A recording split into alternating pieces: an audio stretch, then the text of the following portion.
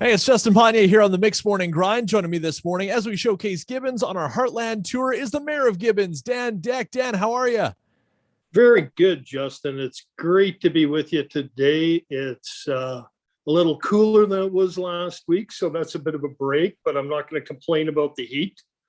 Did you enjoy the heat at all? Did you get outside of it? You know what? We got away to the lake for the Canada Day long weekend with friends, and it was great. We're out in the water and stuff. Just had a relaxing time. So, Well, and I mean, it's nice to be out of the COVID restrictions at this point too. yeah, you know what? It's really nice to be out of the COVID restrictions. I'm really happy about that, especially for our small businesses, our restaurants. They're able to open up again, and more so for people in their mental health. Get out, they're able to enjoy their families and friends again. I know for myself, this has been one of the longest stretches of not seeing my personal family in my entire life. So, you know what? Right. It's great that we're getting back to a sense of normalcy. And one of the great things in Gibbons that's happening as we kind of reopen Alberta here is Pioneer Days lines up perfectly, and that's happening this weekend.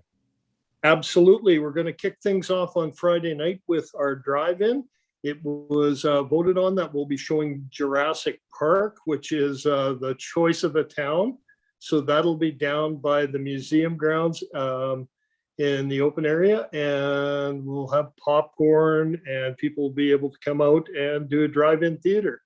And on Saturday, we're going to be having our parade, and with that, some fireworks later in the evening. It isn't our usual Pioneer Days. We'd usually have a lot more events, but with the restrictions, the way they were set up, we were unable to plan it because we didn't know when they were going to be lifted, and it takes a lot of organization. Our town staff have done a wonderful job trying to do things, and they held right to the last minute before we stopped having a few of our events. But it's a good kickoff, and we're going to go forward. We're looking forward to the townwide garage sale. This will be the 30th year of the Gibbons townwide garage sale on the weekend after the long weekend in September. And we get upwards of between 5,000 and 10,000 people coming through town that day. It's a lot of fun, and people can buy, sell, and just come out and enjoy the town. See, this is one of the things I'm learning about Gibbons today, because I was talking to Stephanie Peters earlier from the town, and she filled me in on the garage sale and the massive size of it. And I thought to myself, well, this is something cool that folks are going to be driving out for, just to kind of take a look through. And especially, post COVID, lots of folks have been cleaning out some of their stuff. There's going to be some real gems out there. I think it's going to be a really great day. I'm probably going to smell like onions. I usually go down and help out at the fire hall.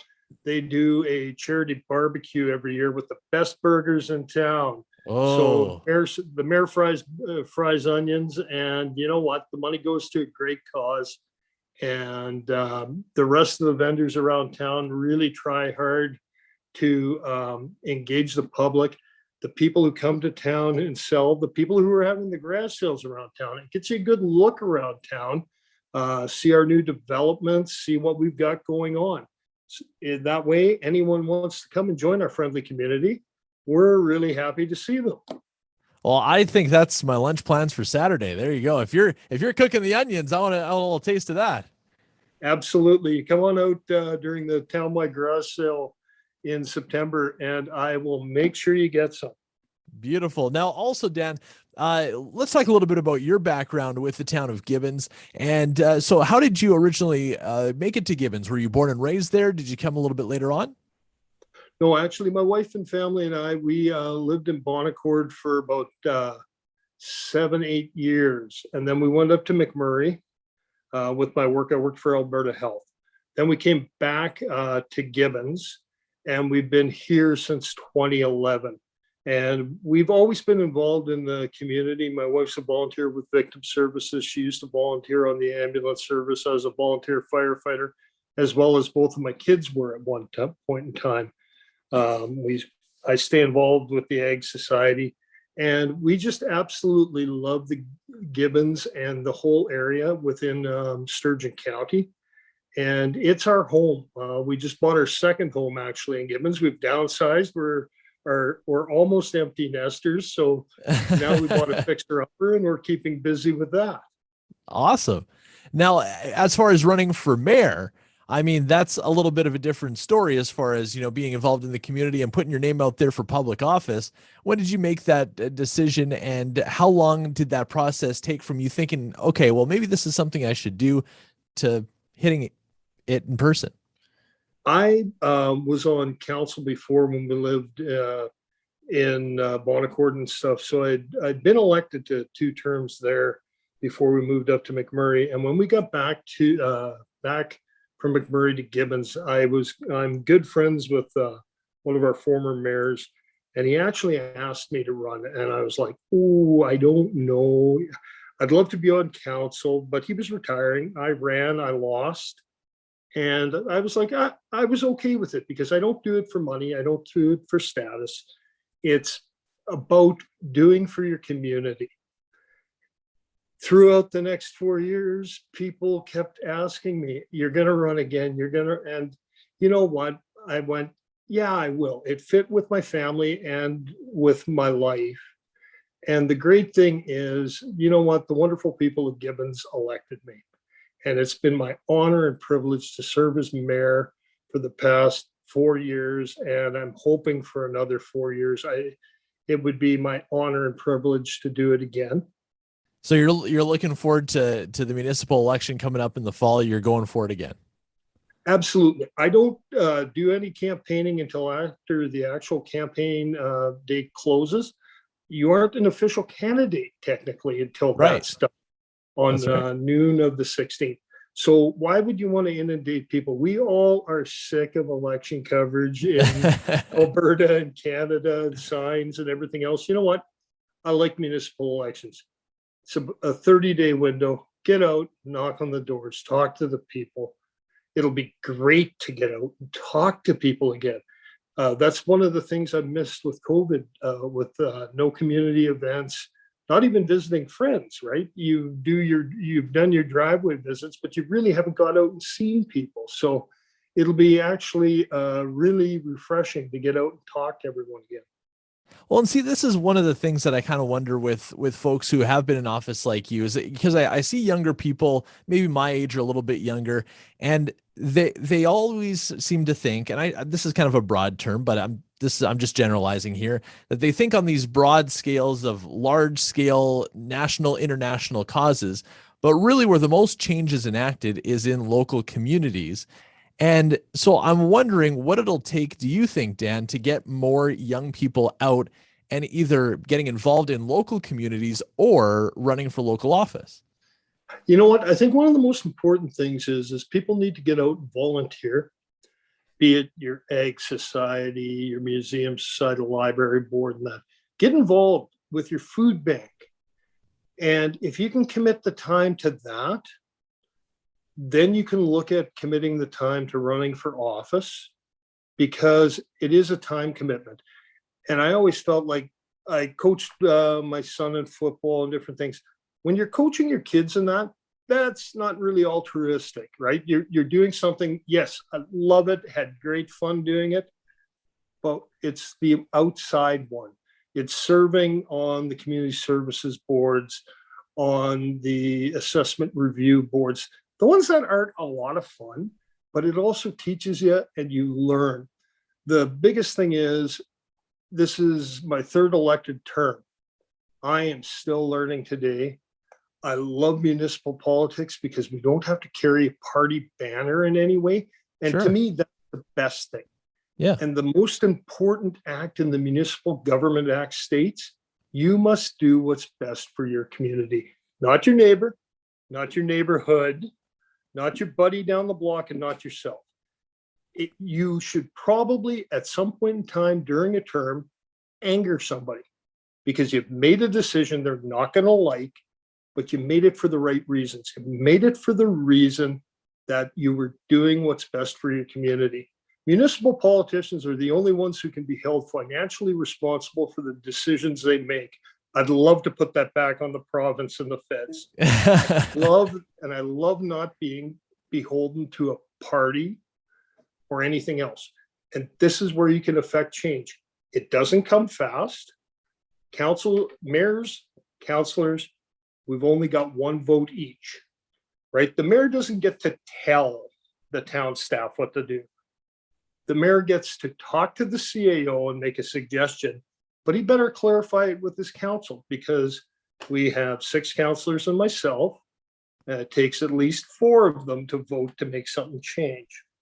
A lot of times we have a consensus because we have an open dialogue, and people come to the realization this is the best we can do for our town.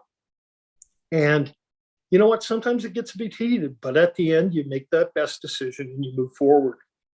That's the important thing. And getting involved in municipal politics, to me, is so rewarding, right? You get to have a lot of fun at some events. You get to listen to your neighbors. And you know what? I go up to the mailbox. People will tell me when they're unhappy about something. They haven't been able to through COVID because I could wear a mask, but you know, right. Most of them recognize me. They see my big bald head, and we go from there. Well, I'll tell you, that's some great insight, Dan, into municipal politics, especially here in our area, and that's very well said. Now, as far as going forward in your leadership role in the town of Gibbons, you're able to see the goings on and what's looking ahead as far as the future of Gibbons is concerned. What do you see the next 5 to 10 years looking like in the town of Gibbons? Because a lot of folks that I've talked to from the town have some big plans in the future here for the town of Gibbons. Some massive numbers could be rolling in as far as population goes. Our motto is rooted in family. We aren't going to develop for development's sake, because that'll lead you down a road you really don't want to go to. You want controlled, structured development. We've got 39 houses under development here in town right now. We brought to town a major gas station with our first Dairy Queen. You know, we're adding those businesses. It also takes money, and our taxpayers can't pay $20 or $30 million. We have to have partnerships with private business, the federal and provincial governments. I am very optimistic for Gibbons. We are the best location in the entire capital region for growth and development. We sit on the cusp of the Alberta's industrial heartland, and we're 15 minutes from everybody, right? We've got a great base of population from the Edmonton garrison. We've got over 300 military families who live in our town. Wow. And they're great people. They're great friends of mine. There are neighbors, there are volunteer firefighters. They're the people who get involved in things, as well as the other citizens. So yeah, you know what? I'm very confident that we are going to grow and develop. But to sit and say, wow, we're going to do this and that, you know what? Everything's contingent on working the problem, right? We have to do it right, because the decisions this council make, or any council makes, will affect the town 20 years down the road. Some of the decisions we made this past term, you know what? They're going to make the changes later, right? And that's the important thing. You have to have a bit of vision when you're looking at it, right? So I'm quite happy with the direction we're headed. I can't say enough to thank our town staff. They're wonderful people. They work very hard. My council, you know what? There are people from every walk of life, every type of background, and they're all committed to the community. And that's the most important thing. Now, are you happy with the way business is progressing in Gibbons? You know what? It's been slowly but surely progressing. The unfortunate thing with COVID, you know what, it stagnated a lot of stuff all around, and we lost a small business. We gained a small business, right? So, which I don't like seeing a trade-off, because the place that we lost made my favorite breakfast sandwich and had a great cup of coffee. So, and it's hard because you knew the owner, right? And you don't want to see someone's business fail, especially when they put their heart and soul into it. Right. Now, as far as growth goes, obviously businesses are coming in, like you were saying. Families are definitely coming in, many of them from Edmonton and from elsewhere. But there's also a hockey team coming in that lots There of folks are, is. are really excited about. Tell us a little bit There about is. that. Well, we were approached by the GMHL, the Greater Metro Hockey League, about a franchise coming to Gibbons. And it just so happens it's the Whitney family are going to be our owners and operators. You might have heard of them. And they're going to be starting this year in the Northern League of Alberta. They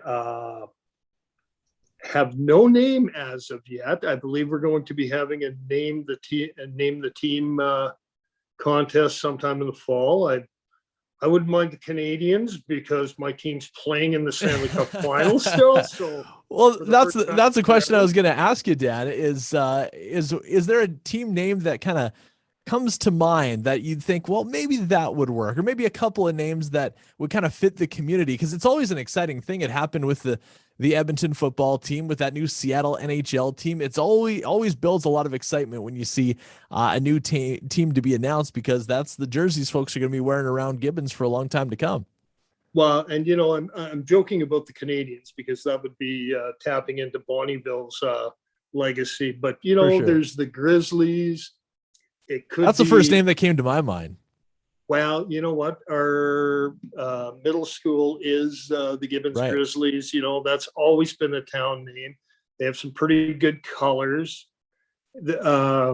Others have, I've heard some funny ones. I've heard some not so funny ones. But you know, that's what I like. We could pick local animals from the moose and deer to the foxes. You know, I've always been kind of preferential to animal names for teams, so that's a good thing. Um, and we can go from there. I think something new and unique to Gibbons would be great, rather than copying a name that is used in 10 or 20 different venues. For sure. Well, we look forward to seeing all that team has to offer when we do find out its name coming up in the fall and they start their GMHL season. Dan, it's been great to talk to you. Anything else you want to add about your hometown of Gibbons? You know what? Just that Gibbons is open. We're open for business. We're open for families. And I want to wish everyone who's listening the best summer they can have. Let's keep the curve down. Let's keep moving forward. Let's get well. And let's be kind to one another, right? Absolutely. People are going to want to wear masks. People aren't going to. Let's not be angry with anyone. Let's just be kind. Great words from Dan Deck, the mayor of the town of Gibbons, our featured community today on the Heartland Tour. Thank you, Dan. Take care, Justin.